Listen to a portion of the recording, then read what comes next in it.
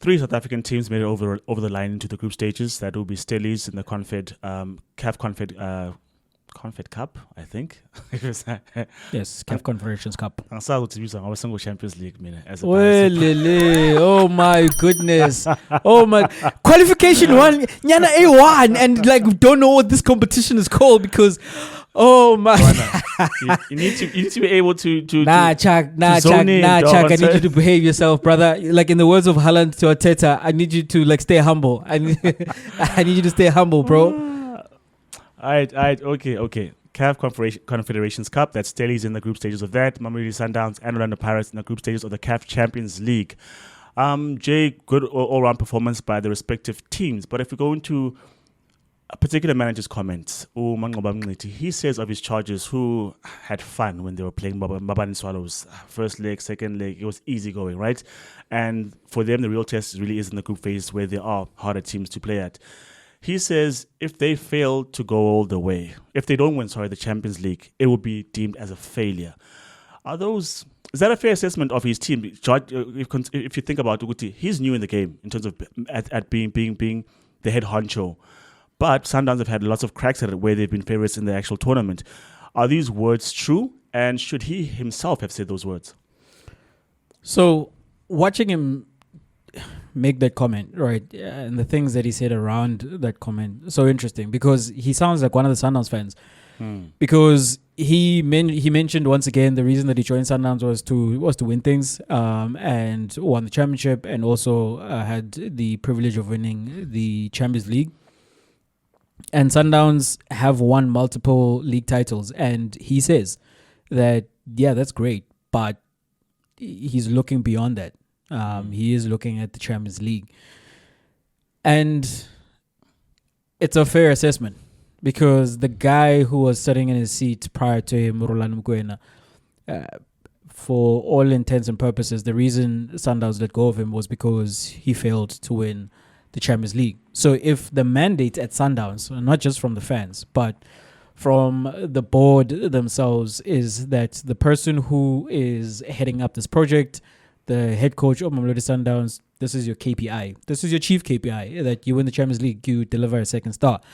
And absence of that, even if you win a treble locally, even if you win the league title by a record margin and you set other records along the way, it does not matter. Because why you are here is to win the Champions League and then to prepare Sundowns to have a good showing at the Club World Cup. So Manqoba is only, in my view, he's only repeating what has been said to him, what he knows to be true. Because, he's not there to just be the figurehead at Sundowns. And yes, it's a great job to have, but don't think that if you win the league, which we've done 14 times and 7 times in a row now, that's going to be enough, or even if you add other cups, as I'm saying, because Sundowns have been successful locally, not only in the league, prior to Pirates absolutely running the show in the local cups. Sundowns did manage to win all the cups that were available in that particular season. So that has proven not to satisfy the appetite of Sundowns' executive, their management, and it is Champions League or bust.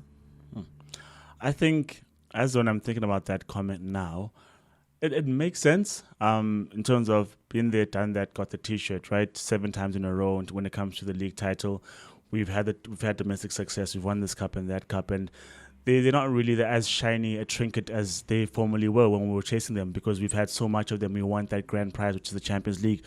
I get it from that particular perspective. I'm just thinking to myself, right? Because yes, Sundowns think of themselves as elite, and by elite, not to say Utibayas Jela, because I know they are elite compared. If you look at domestic competition, they are elite. But they think of themselves elite in terms of we need to be rubbing shoulders with the hierarchy of African football. We have to be there with the Zamaleks, the Al Ahlis, the Simbas, or wherever is contesting. We need to be there, not only be there, but win it. And I think to myself that as great as Sir Alex Ferguson was, he's only won the Champions League twice. as good as old Pep Guardiola, revolutionary of modern football, he's only won it once now with City, didn't touch it with Bayern Munich, and won it twice with Barcelona. If you think about the dominant teams like Juve, who were just dominating their domestic campaign, they haven't won one in a long time. When you look at Bayern and the number of Champions League that they won now against they played one against Dortmund, Nabo Robben. Who do they won from PSG. now? PSG, yes. Which is like 2 in the space of 10 years or whatever. And so I bring that up to say, is it really failure? I mean, I get it that you want to play with the big boys in the upper echelon. You want to have what Al Ahly have. So you want to have what Real Madrid have. But not too many teams can claim to have had that African continental success as often as an Al Ahly, or the European success as often as a Real Madrid. Because what Real Madrid have done in this particular time period in the last 10 years is an anomaly. Yes, they were ahead in terms of their titles, but they did win one every 4 or 5 years. But I'm not back to back, and then coming back to win it after they lost. That is crazy. That is crazy territory. And you can't then aim for that and say, if we don't get success like that, that's failure. Failure, I think, is a harsh word. I mean, I know where you want to go because you've scaled the other heights of domestic football. There's only one other place where you can go. But really, because if I think about it, right, Chelsea won the Champions League. Did that raise their profile in terms of that's another European giant? I don't think so, because they looked poor domestically and then they looked their way the consecutive years after that.